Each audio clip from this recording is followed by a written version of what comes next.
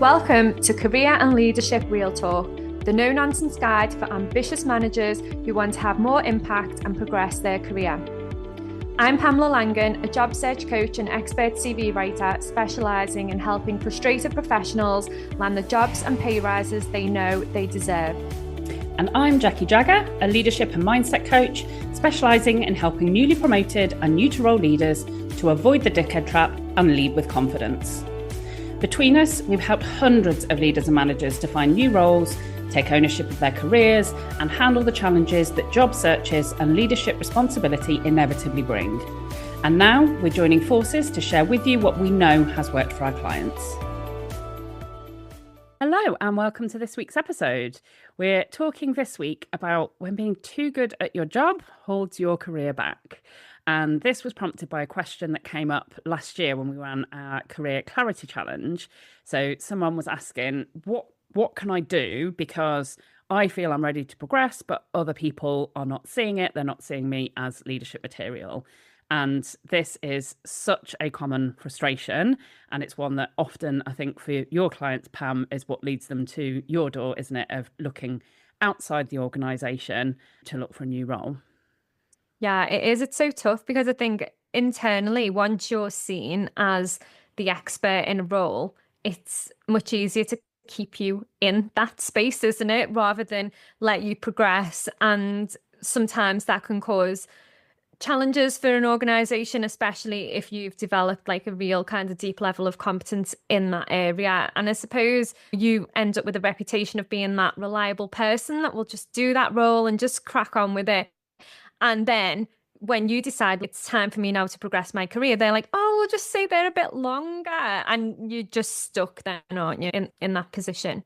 I think it comes back, doesn't it, to that point of when you expect your work to speak for itself, you feel like I'm proving myself by doing a great job of this thing, and surely opportunities will come. And again, we've talked about how that doesn't happen and how it's important to advocate for yourself and be able to build and create those opportunities.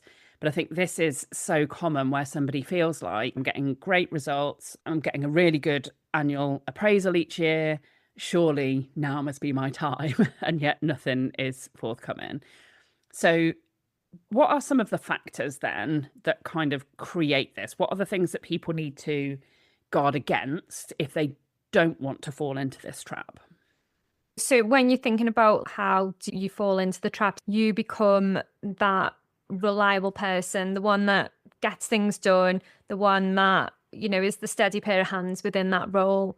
And then your expertise becomes invisible because you make everything look easy. So you're in that role, you're doing it, and you're just there making it look easy. And then maybe you go on holiday, hand over some of that work, and people realize, oh, it's not actually that easy, or we don't really understand what this person does. Then it's okay, that person needs to stay because we can't lose that expertise from the business. And then another thing is that you really just stay in your lane when you could be broadening your experience. So you could be looking at different roles or looking at different ways to progress, but you just stay stuck in your lane because that's what you've always done and that's the expectation from the business. I definitely see that one a lot. And I think there's also an element there, particularly for people that have a people-pleasing tendency, because what happens is they keep saying yes to more of the doing, and they, like you say, make that look quite easy. They're organized, they're on top of things. So they're the safe pair of hands, they're the troubleshooter, they're the fixer. So it's almost, we'll pass that over to that person. We'll pass that over to that person. And if you keep saying yes, then other people are dictating what you're getting involved with. And if you're not speaking up and talking about your ambition and talking about where you want to go towards, then people don't think about other opportunities that might broaden your experience. So you get more and more experienced in the thing that you're already experienced in, which is not the way to prepare for the progression that you might want. So what are some of the things that kind of preempt this then? Then what are some of the habits that people might have that get them into this position? So I suppose the first thing is about it's not being strategic about development opportunities. So not thinking about what cross-functional projects you can get involved in, and not exposing yourself to wider audiences, different stakeholders, and all of that kind of thing. And I've fallen into this trap myself within my career. There was a period of about 2 years where I was stuck in a role because I felt quite flattered that they were like, but you're amazing and you get things done and we can't survive without you. Basically, I didn't exactly say them words, but that was the flattery that kept me in that role. So I stopped being strategic. I stopped looking at what does the next level look like for me, because I was like, I've not got time to do that because I've got my head stuck in this role. But it's okay because they think I'm amazing at it. They think I'm great at it. So I need to stay in it. And it was only on one particular day where I was completely overloaded and I thought, what am I doing? And they just asked me to do one more thing and it just tipped me over the edge. And I was like, no, this is all too much. And that was when I was like, I'm not being strategic. I'm just stuck in the day to day, doing the do. And I am not thinking about my career progression. I'm delivering for the business. That wasn't in question, but I wasn't delivering for myself and for my career. So I think you need to take stock and also be really explicit about what you want from your career as well, because if you don't make it clear what you want to achieve in your career, if you're not clear yourself about what you want to achieve in your career, other people will dictate that for you. And there was a period of, and I think it was like about 2 years, might have been a little bit longer, where I definitely let people dictate my future and my role. And it ended up with me becoming really overloaded and burnt out and all the rest of it. But I had to take full responsibility for that because I let them people do that to me. And I kept saying yes when I should have said no, should have put better boundaries in place. But in all honesty, at that time, I didn't really understand what boundaries were. And I felt so flattered. So I can totally see how people fall into that trap. And I think it's the awareness that will then get you out of that and go, hold on a minute. And then I suppose that's where, if you think, that's where I'm at, and how do I get out of this situation? And that's where career coaching and things like that can be really beneficial and really help you to find a way out of that. And I think two things really strike me from what you've said there. So one is that habit of saying yes to things, just agreeing, yeah, I will do that. I will take that on. I will deliver that. I will find a way to make that happen. And the second is that habit of being driven by external validation, flattery, praise, whatever term you want to put on it, because I think those two are a really powerful and toxic combination for your own career development. Because when you're in the habit of saying yes and you're in the habit of seeking that external praise, you will get that by staying in the same role and get all of that lovely, you're amazing, I don't know how you do this. Like you say, every time you go on holiday, something might fall down and then people really appreciate, but you won't get the clarity on what do you want, why does it matter, how can you create it. So question then, if people recognize this and they've listened to this and they're, yeah, maybe that is some of the habits that I'm in and some of the reason why I'm stuck in the organization that I'm in, can that ever change internally? So do you have to make a move externally, or can it be that people can make this work internally? I definitely think you can make it work internally. I do think it's quite a difficult thing to go through, but it's definitely possible. And with the right support, it's definitely possible.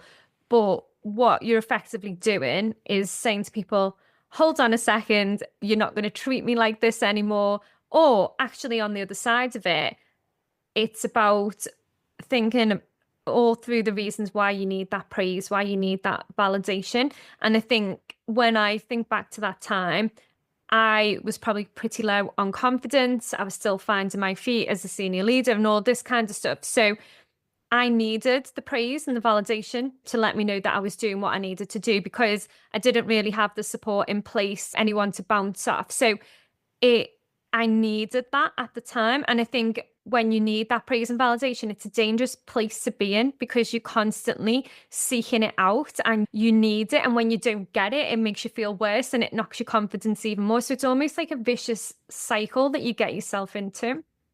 And I think really it's important to make that decision of, am I going to stay and try and change, which can be harder. Trying to make change in an environment that you're already in can definitely be harder because you've got to make the change first and you've got to acknowledge that other people might find that challenging and there might be complications that come with that. Whereas if you make a move externally, then you create yourself a fresh sheet. And I definitely think people will often stay because it's comfortable rather than because it's the right thing for their career.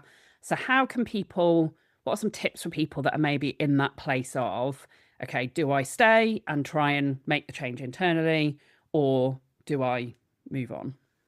I think the first thing is knowing that once you start changing how you do things, there's almost a ripple effect, and you've got to stay consistent with it because there's a real danger that you'll start taking a stand, you'll start saying no, you'll start putting boundaries in place, and then that'll feel great at first, but then people will start challenging that, and there's a real danger that then you're back to square one and you're accepting the behaviors and you're accepting the additional work and all of that kind of stuff, and you're just back to square one and you end up feeling worn out and burnt out and all the rest of it again. So I think if you are looking at making the changes from an internal perspective, then you need to figure out what that looks like, and you might need some support with that, but you need to figure out, okay, what needs to change?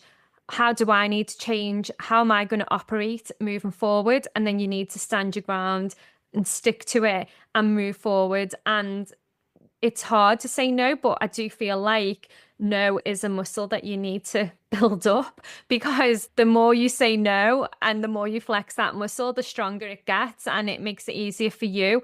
And I think when people stop seeing you as the doer, as somebody who will just keep taking on and taking on, then, I do think that helps people to see you in a different light. And I think it helps gain more respect as well. I absolutely agree with that. And I think part of the decision process of, am I going to stay and do this here, has got to be, have I got the stomach for doing those things, for creating boundaries, for exercising the no muscle, for making that change and making it explicit what I want? Because if you haven't got the stomach for doing that, if you can't, in all honesty, look at yourself in the mirror and say, yeah, I am going to be able to do that, then the chances are that another year, 2 years, 3 years later, you may still be stuck in exactly the same place, but even more frustrated. So what if people do decide then that they are going to move? How can they recognize when it's time for a fresh start? And what are the first steps that might help them to make that shift? I think the first step is just realizing when you've outgrown the support that's available, the situation that you're in, when you have reached a ceiling point here, and I know I've outgrown this and it's time for me to move. And another really key reason is when the organization can't see you differently. There could be numerous different people that you are working with that need to see you in a different light, that need to stop overloading you with work, that need to change behaviors. But if you know that they can't see you differently, if you know that their perception is not going to change no matter how much effort you put in, then it's absolutely fine to just say, this is not the right place for me. And I think that realization sometimes is huge, because I see lots of my clients thinking they need to stick it out. They need to turn it around before I can get a new job, before I can start even thinking about my job search. I need to get these people on side. I need these people to see my worth, to see the value that I bring. And sometimes people just won't see that because they've already got their perceptions and they've already made their decisions around you. So let them have them and just start the process to get yourself out of that situation, because you'll look back on it and think, why didn't I do it sooner? I don't know anybody that I work with who's in a situation like that thinks I should have stuck it out a bit longer. It's always, I wish I'd have got out of there sooner. I remember having a conversation with a career coach when I left my last kind of proper employed role. And that was exactly the feedback that she reflected back to me from what I'd shared.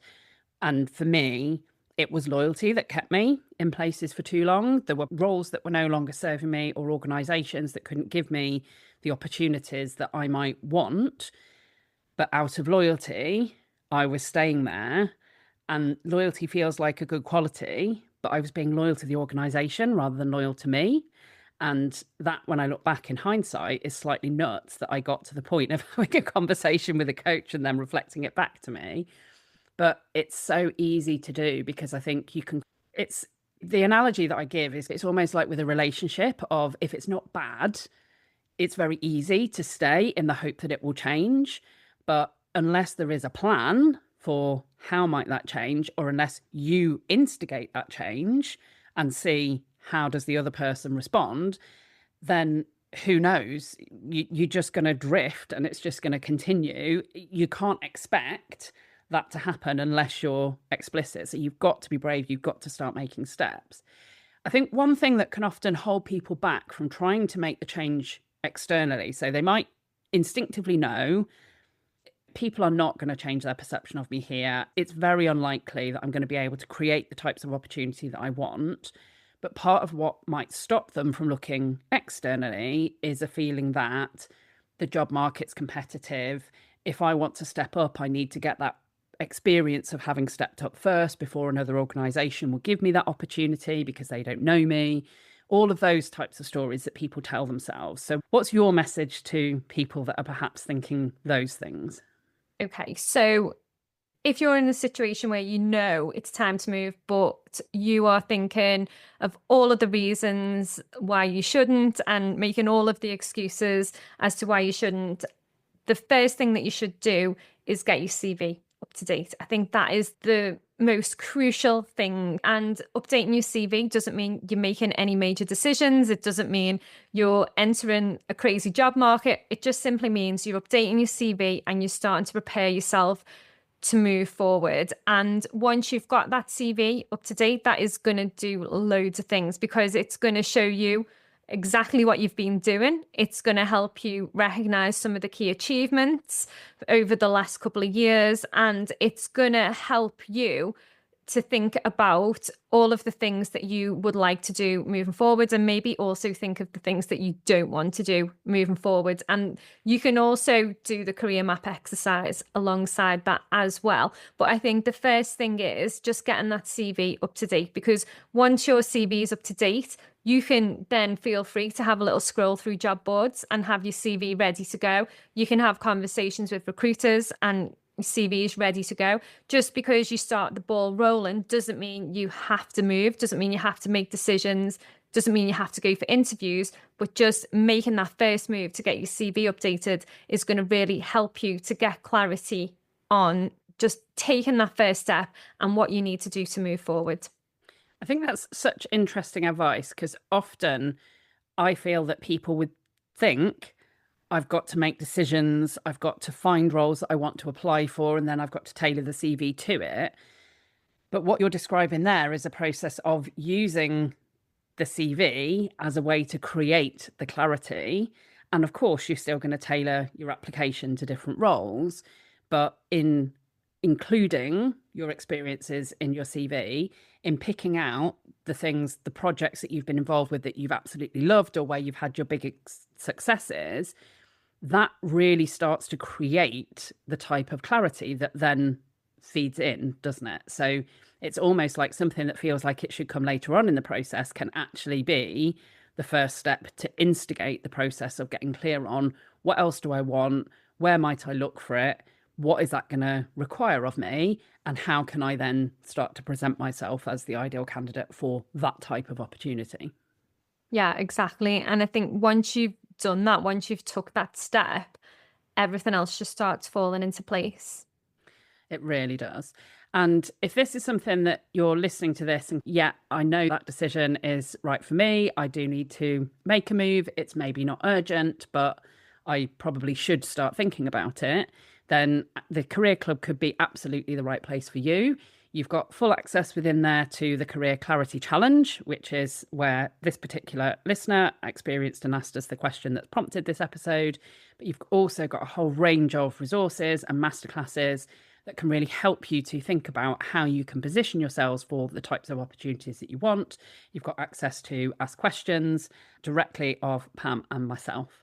So if that is of interest to you, then do come along, follow the link in the show notes and join us in Career Club. And as ever, if this is an episode that you think would benefit somebody else, then please do share it with them. And we will be back next week with another episode. Exciting news from us. If you're an ambitious leader or manager earning 50k or more and you're ready to take your career to the next level, we have an opportunity for you. Introducing Catalyst Career Club, your secret weapon for unlocking career success. As a member, you'll get access to monthly live training sessions, exclusive job opportunities, and the ability to get personalised advice from us on your toughest career challenges. We've helped thousands of driven leaders like you secure significant pay rises, land dream roles, and thrive in their careers. And now we want to support you in achieving your most ambitious career goals too. Membership is just $6.99 per month with no contract or tie-in. And as a special bonus for being our podcast listeners, you can use the code podcast at checkout to get your first month for just £1. Head over to pamelalangan.com/Catalyst Career Club to sign up now, and we'll see you inside.